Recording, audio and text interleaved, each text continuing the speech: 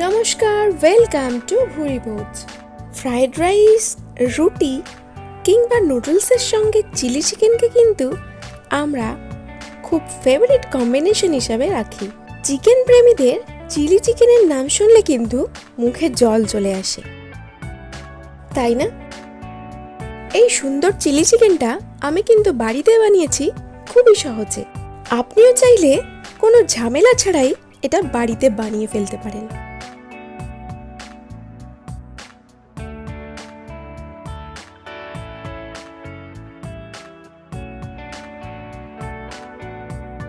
কিভাবে বানাবেন সেটা তাহলে দেখে নিন।